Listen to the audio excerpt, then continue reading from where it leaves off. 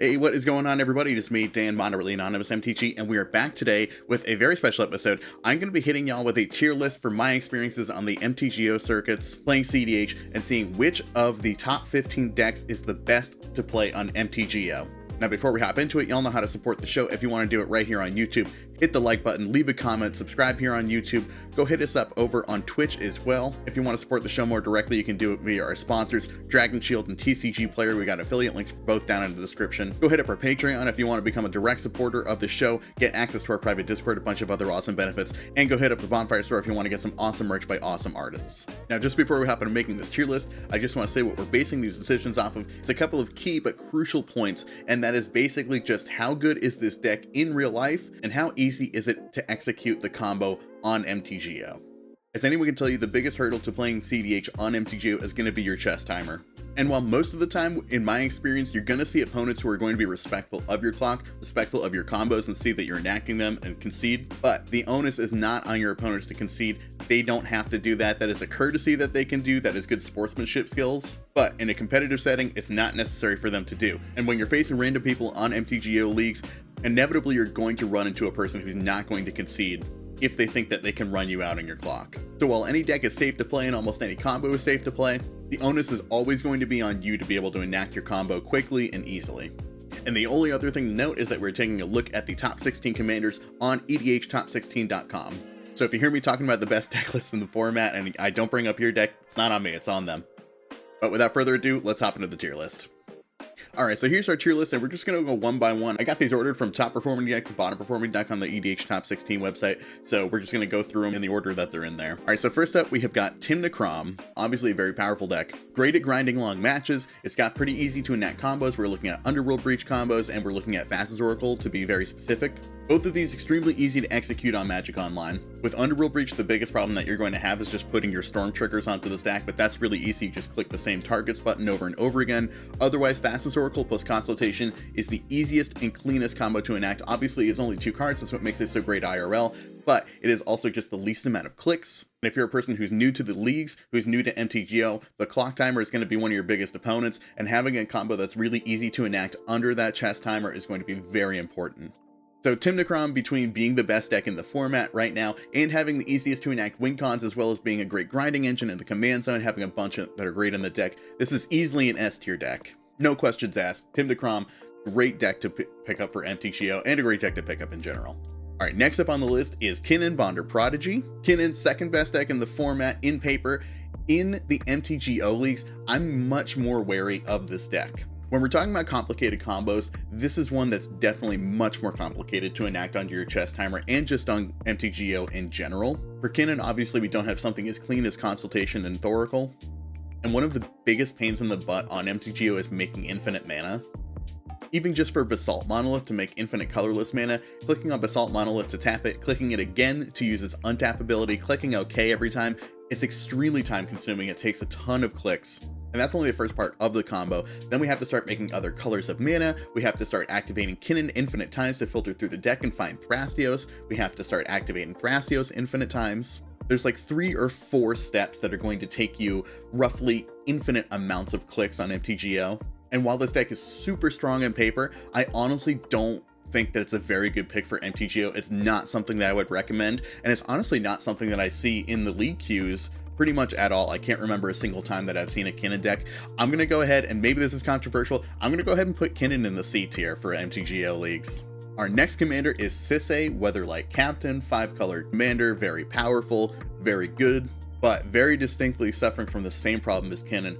Very complicated combos, lots of clicks to enact. I'm a little bit less familiar with the Sisay deck, to be honest, but I think that one of the usual win cons is like activating Planeswalkers infinite times. Most of the lists that I see don't even run Thassa's Oracle, which I totally get because it's a dead card in your combo deck, but I think that the main win cons of this deck just leaves it leagues behind on MTGO. In general, in paper, it's a complicated deck anyway, but once we start having to actually click through the individual aspects of all of this, make all of the individual decisions, I think Sisay honestly just becomes a nightmare to try to play on MTGO. I think that I'm going to go ahead and put Sisay we're gonna go D tier for Sisay, I think, honestly.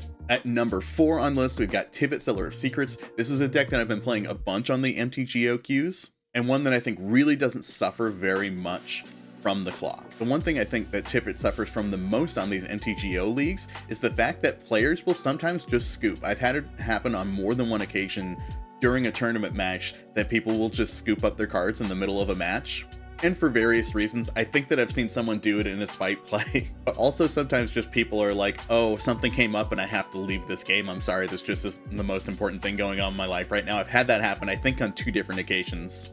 And obviously when you're playing Tivit, you really want to have all of your opponents available to you. That's how we make our 5 treasures and clues. That's how we get time sieve to go infinite. And so unfortunately, that's a factor that's sort of outside of our control that makes the deck a little bit worse.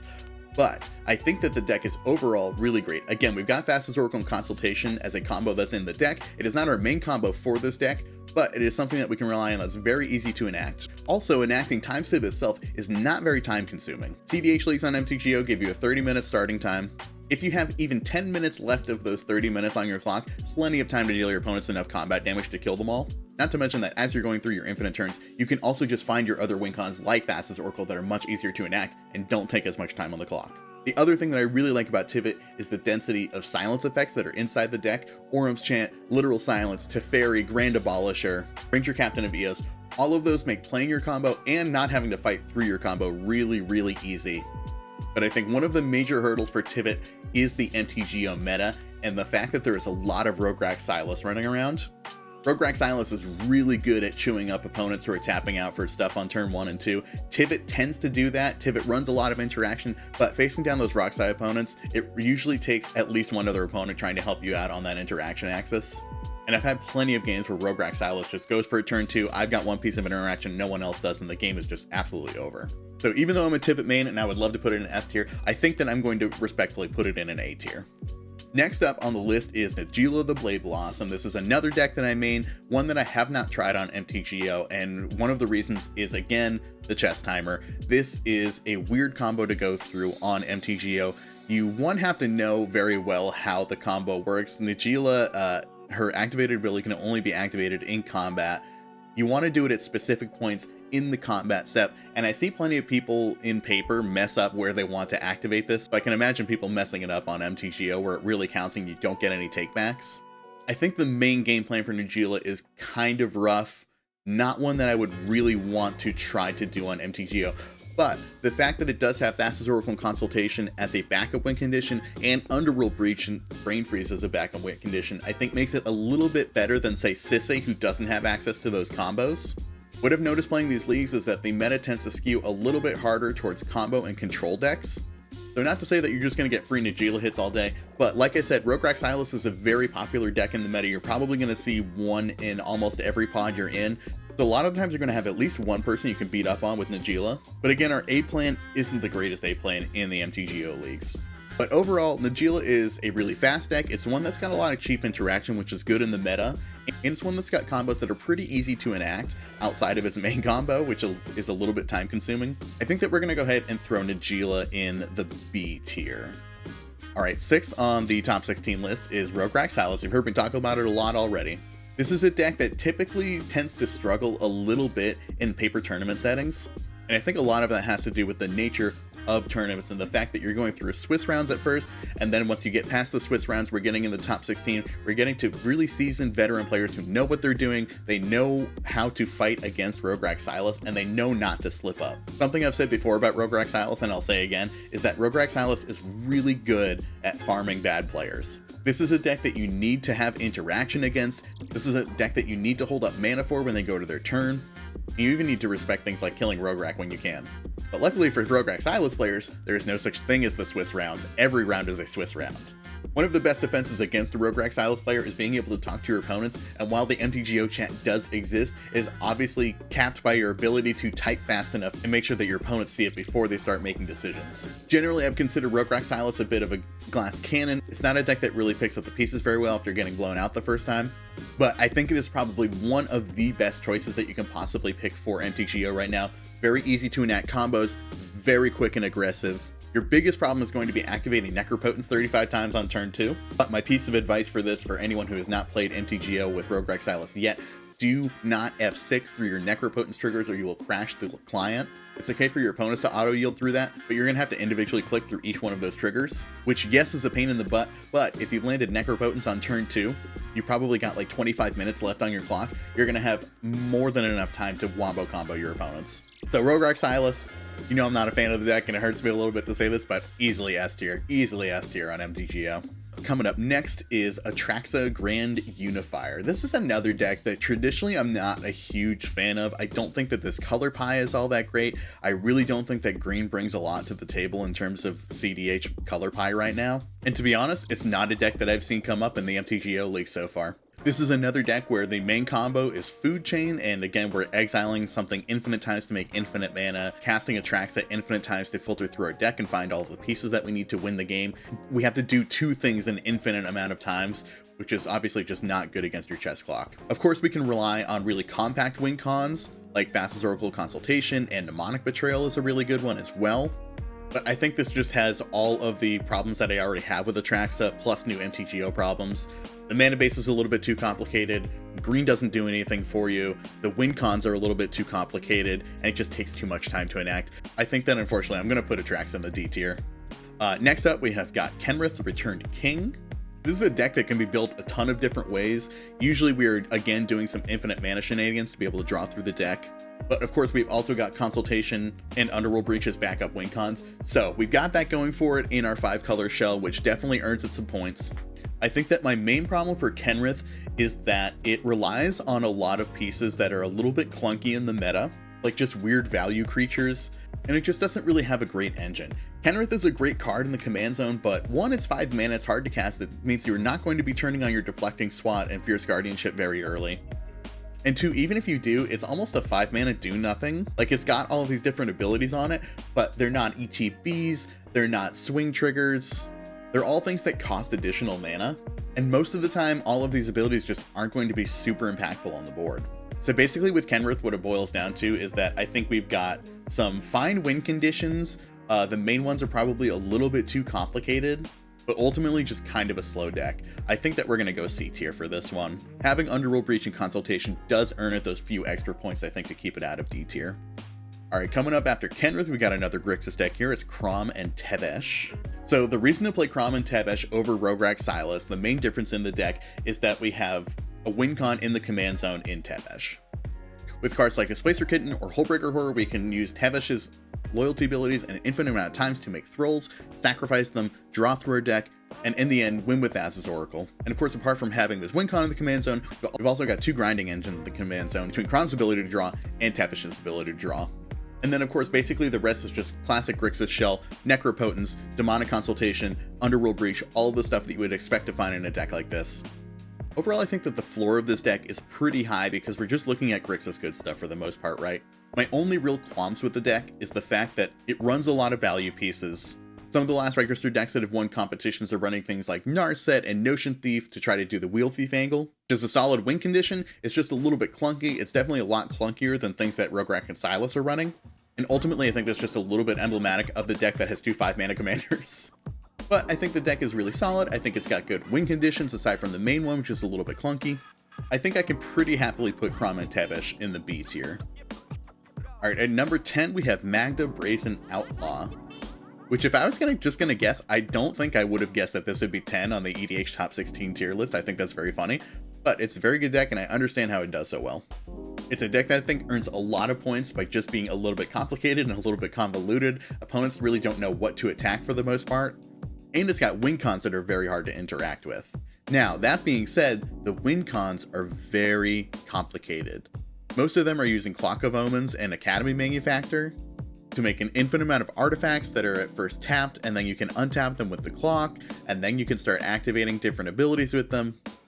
You can tell I don't remember exactly how it works, but I do remember that it's quite complicated and there's a lot of steps to it.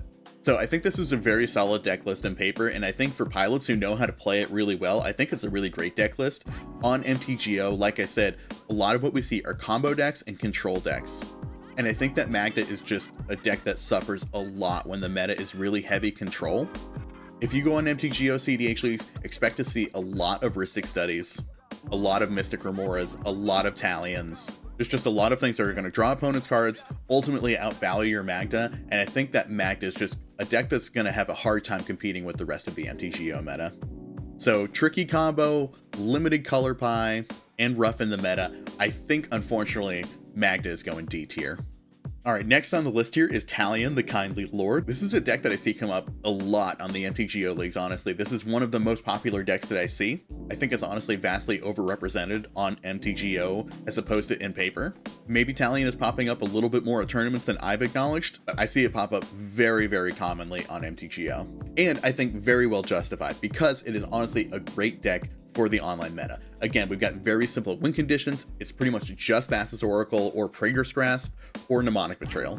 So we're either doing our own Thassa's Oracle, we're stealing someone else's Thassa's Oracle, or we're stealing their Underworld Breach. Again, the best combos in the meta, the easiest ones to enact, very easy to go through. And I think one of the strongest things in favor of Talion is the fact that it is a draw engine in the command zone, and it also incrementally punishes your opponents. Again, in a meta where we're really likely to see Rograkh Silas pop up a lot, meta where there's lots of Tymna Kraums, just basically a meta where there's a lot of Ad Nauseam and Necropotence decks, I think Talion is a really good defense against those.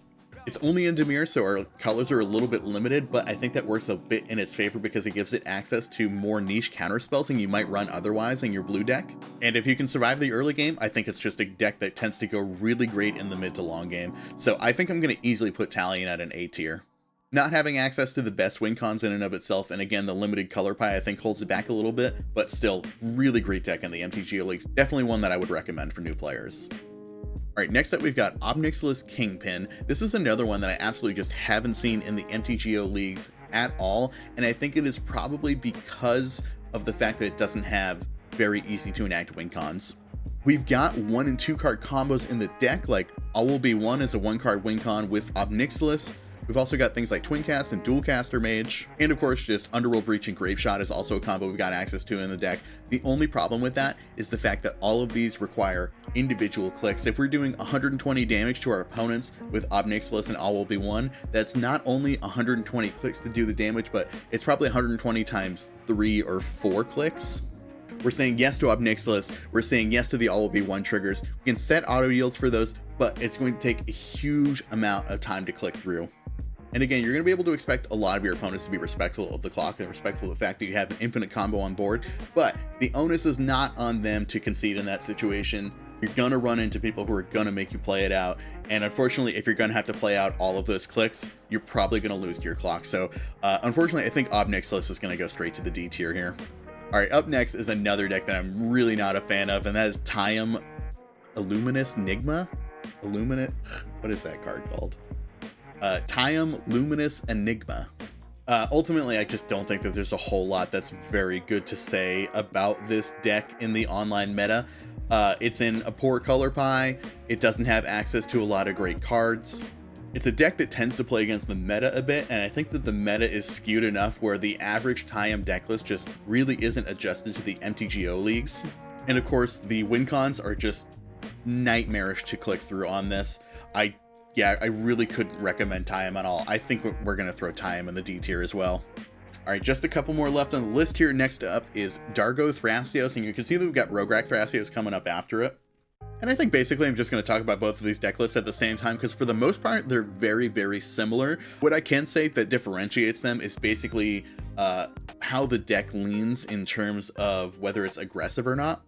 The major difference is obviously just the red outlet that you have in the command zone. Dargo is really supportive of grindy game plans. It's a deck that runs Greater Good and Life's Legacy that both really help you churn through the deck. Not to mention that having Dargo as a 7/5 beater is really awesome in a lot of matchups.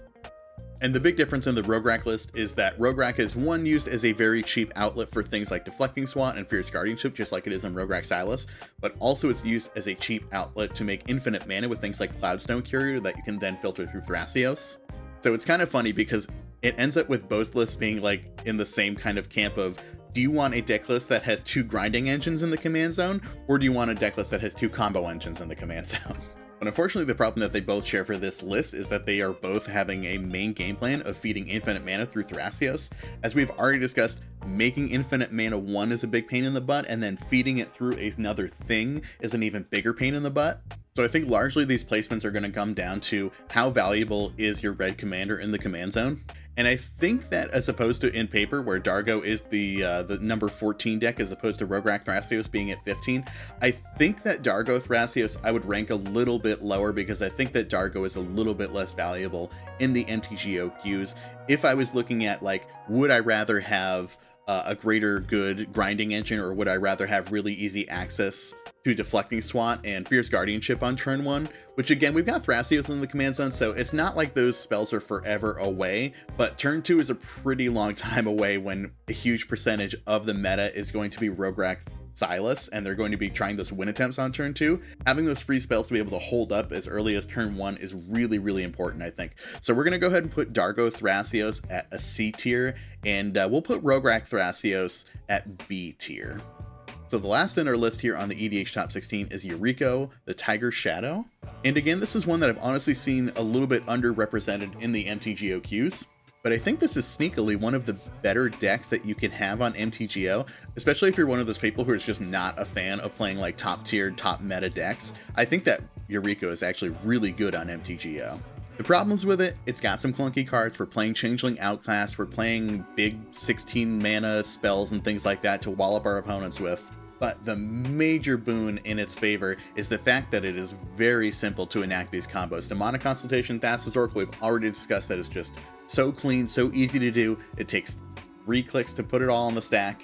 But otherwise, our main game plan of just doing damage with Yuriko is also really easy to enact. Now, the problem with it is that it's random. I've seen people countless times in paper just reveal land after land off of their Yuriko trigger, deal 0 damage 5 times in a combat cycle. But theoretically, if you're hitting the big stuff, if you are doing damage to your opponents with those Yuriko triggers, it's very easy to enact. And again, in a meta with a lot of Rograkh Silas, a lot of Ad Nauseam decks, a lot of Necropotence decks, doing big damage like that to your opponents is huge. I think that Yuriko has plenty of its own problems. It's not my favorite deck at all by a long shot. It's Dimir, so it's got a limited color pie. There's plenty of things I could say against Yuriko, but I do think that it is a really great deck for the online meta. And if you're someone who's more financially conscious about the decks that you're playing, a lot of these decks are going to be a similar amount of money on MTGO given the duels and everything. If you're renting through people like Card Hoarder especially, I don't think that any of these decks could come out to more than like a $10 rental per week. But if you were trying to buy into your MTGO deck, if you're trying to get all of the pieces so you can own it, Yuriko has 1 duel. It doesn't necessarily run Time Twister, doesn't run a huge amount of reserve list staples. My advice would definitely be to rent a deck if you want to play cEDH on MTGO. But if you're looking to buy into a deck, I think that Yuriko is probably one of the cheapest that you could possibly buy into. So I don't quite want to put this in A because I don't think this is really an A tier deck, but I think that we can comfortably put Yuriko in a B tier. All right, so there it is. There is the EDH Top 16 broken down into my tier list for the MTGO cEDH leagues. If you want to see what the MTGO cEDH leagues are like, I will link my Tivit league in the video card above. And let me know who you want to see me play in the MTGO leagues next on the channel. Thank y'all so much for tuning in. Make sure you like, comment, subscribe if you enjoyed this video. If you're watching this far, I bet you did. And thanks so much for watching, everybody. Be good to yourselves. We'll catch you next time.